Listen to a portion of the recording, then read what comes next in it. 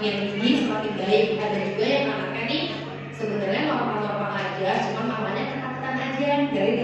Jadi dari 1,5 tahun, 2 tahun udah diperiksakan. Cuma untuk pemeriksaannya nih sesuai nggak sih usia anak saya dengan kebutuhannya sekarang ini gitu. Kemudian kalau misalnya memang sudah ada perkembangan anak yang terlambat, biasanya itu paling mudah terlihat kalau memang kita tuh sulit menilai ya. Apalagi misalnya anaknya baru 1, kalau ada 2 tahun lebih kan mungkin ada perbandingan. Dulu pokoknya cecenya usia segini dari saat ini nih, tapi kok dedenya belum ya. Biasanya mudah juga kalau misalnya sudah sekolah. Kita lihat nih sama teman-temannya gimana, teman-temannya kok udah bisa ini, udah bisa tahu aturan, udah bisa duduk diam, tapi kok saya belum bisa ya, saya fokusnya kok masih mana ya. Jadi bukannya mengarahkan membandingkan anak kita dengan anak lain, tapi kita ngambil fokusnya di arah buat yakin apakah sesuai dengan tantangan usianya atau tidak. Kemudian kalau ada perilaku maladaptif yang mengganggu keseharian, contohnya anak-anak yang suka takut, misalnya suka kalau lagi marah kok betok-betok kepalanya, kok kalau lagi cemas itu kok lagi gigit kuku, terus sampai kukunya rusak, suka yang korek-korek, suka geratakin gigi dan sebagainya. Oke, untuk materinya cukup singkat, sudah selesai. Terima kasih. Terima kasih. Seringkali saya berkomunikasi dengan anak tersebut, banyak sekali kendala. Misalnya setiap saya bertanya dia hanya nganggur apa mau menginginkan apa yang dia mau gitu. Dia nggak nganggur seperti itu. Bagaimana caranya? Kalau boleh tahu, maaf sebelumnya kebutuhan khususnya apa ya Bu? Karena kan cukup beragam ya. Apa? Kebutuhan khususnya apa? Oh iya, misalnya gini, dia jarang berbicara. Jadi belum ada diagnosa tegasnya ya. Oke. Ini berarti masalah di perkembangan bahasa juga. Oke. Usianya 10 tahun. 10 tahun ya. Masih belum bisa bicara atau gimana Bu? Bisa, cuma masih terbatas. Bahasanya masih. Nah, sebenarnya kalau usia 10 tahun masih terbatas untuk bicaranya, itu memang ada baiknya itu diperiksakan dulu ya Bu ya. Jadi kita tidak bisa langsung menentukan bagaimana sih pola asuh yang diterapkan, tapi memang kita harus melakukan pemeriksaan dulu dan memberikan terapi gitu. Karena kalau di usia 10 tahun tapi masih ngomong terbata-bata, mungkin kan ada masalah di kognitifnya juga ya Miss. Jadi misalnya harusnya dia udah mengerti instruksi, udah bisa mengerti kita komunikasi 2 arah, tapi kok belum gitu. Jadi mungkin menurut saya sebelum kita masuk ke waktu di assessment dulu saja. Seperti itu. Terima kasih. Megang klien kayak apa lembu, terus apa selain itu dia beli banget. Itu kenapa ya? Terus pertanyaan kedua, dia itu sering apa namanya nggak tahu ya, udah ngomongnya terbata-bata gitu. Tapi sebenarnya ngomongnya lancar gitu. Tapi itu pun nggak sering. Kadang-kadang bisa sembuh, kadang-kadang hilang gitu. Itu kenapa ya? Maaf kayak gagal gitu ya? Iya, jadi nggak ngomong kayak aku gitu. Ya. Tapi nggak selalu. Keadaan tertentu misalnya durasi 1 minggu 2 minggu udah deh caranya enggak lagi gitu. Itu kira kenapa harus gimana bilang gitu. Ya. Nah, kalau saya izin yang kedua dulu ya. Mungkin itu kan mengatur gagap ya. Apabila bahasa umumnya gagap gitu ya. Nah, kalau memang anak dengan gangguan gagap itu memang mungkin bisa dilakukan bicara. Tapi itu kita harus dari 100 sampai 10 sebenarnya mengganggu. Ada juga anak cemas, jadi sama itu cemas takut juga. Nah, besoknya lebih bisa diperhatikan dulu itu gagalnya itu tuh di awal, di tengah-tengah atau gimana. Kalau misalnya di awal dan jarang, mungkin itu lebih ke arah cemasnya. Kemudian juga kita bisa ngajarin anak kalau misalnya muncul nih kayak aku gitu kan, itu suruh anak tarik nafas dulu terus pelan-pelan gitu. Jadi kita juga membiasakan anak kalau ngomong ya sebelumnya pelan-pelan aja, nggak usah terburu-buru, dan maksudnya jadi untuk mengarah kecemasannya itu nggak ada. Nah, kalau untuk masalah untuk slime, lembu dan sebagainya, berarti kan geli dengan tekstur ini ya, lengket-lengket gitu ya.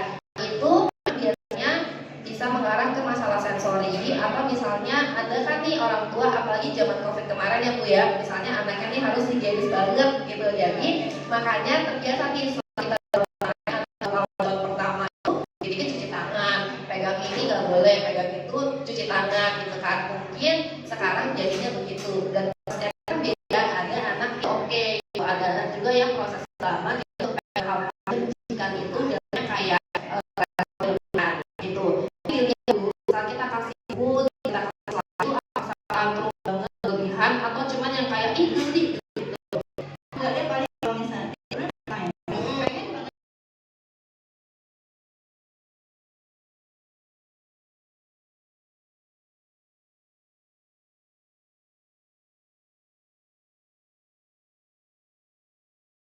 kecil-kecilnya waktu TK kalau ngajarin anaknya tuh gimana? Ya kadang-kadang sih naik darah juga Bu. Itu yang sering terjadi ya. Nah gitu, tadi kan Bapak udah bilang nih kalau belajar sendiri nggak masalah. Jadi kalau belajar sendiri fokusnya bisa dapat gitu ya. Tapi kalau diajarin kok kayaknya baru berapa detik udah kemana-mana makanya ya. Gitu. Nah mungkin kalau menurut saya itu nggak masalah di fokusnya, karena kalau masalah di fokus itu dalam berbagai situasi gitu. Jadi mau belajar sendiri, belajar bareng teman dan sebagainya fokusnya bermasalah.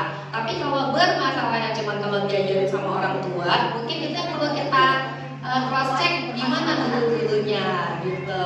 Jadi misalnya kok sama guru di sekolah, sama guru les gak ada masalah, cuma sama papa mamanya doang nih gitu. Mungkin karena cara ngajarnya mungkin terlalu naik darah, terlalu merdu suaranya, jadi anak udah males duluan. Apalagi kan udah 8 tahun ya, jadi kan sudah bisa nih kayak memberikan perlawanan dan sebagainya. Jadi yang perlu kita cross check itu sih tadi Bapak kalau di sini.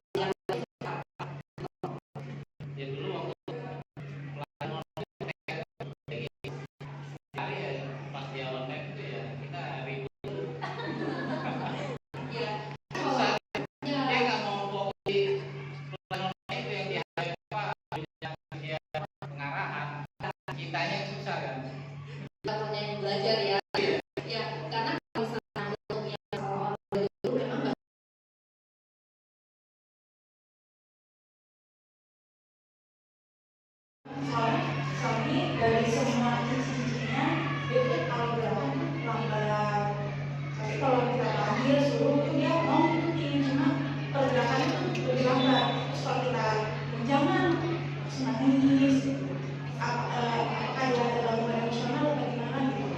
Padahal sama kita nggak pernah marahin dia yang berhak, kita nggak pernah. Cuma kalau kita bilang jangan ikut, tapi dia langsung kayak mau nangis. Ya, terima kasih.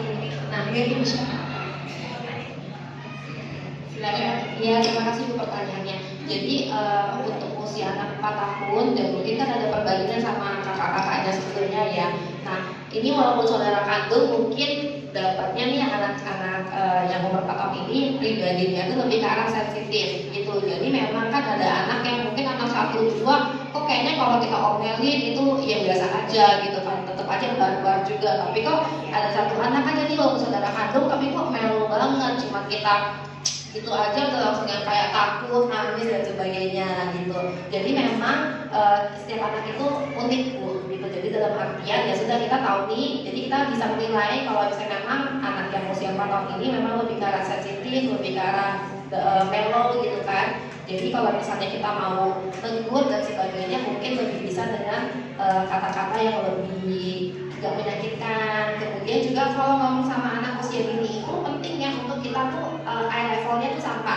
Jadi misalnya nih kita lagi negur atau nasehatin lah ya, kita negur itu dibiasakan itu misalnya anaknya tingginya segini kita agak jongkok gitu. Jadi jangan yang kayak kita ngajak ngomong anak itu begini, atau misalnya kayak anaknya boleh kita gendong dudukin di meja, jadi yang penting matanya itu setara dengan kita gitu. Jadi kalau misalnya kita tuh ngomongnya ke atas begini, anak kan seakan-akan kayak aku nih lagi dimarahin atau gimana ya gitu. Jadi cara komunikasi dengan anak itu penting kita menyamakan level kita dengan anak gitu.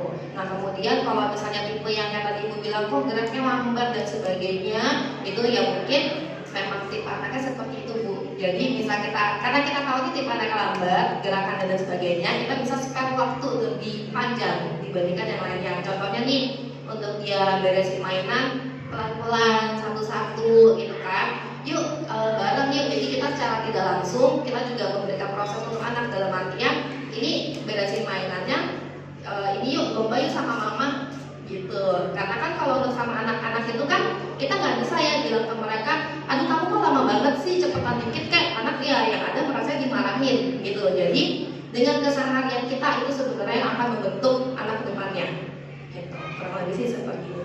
Terima kasih Ibu pertanyaannya.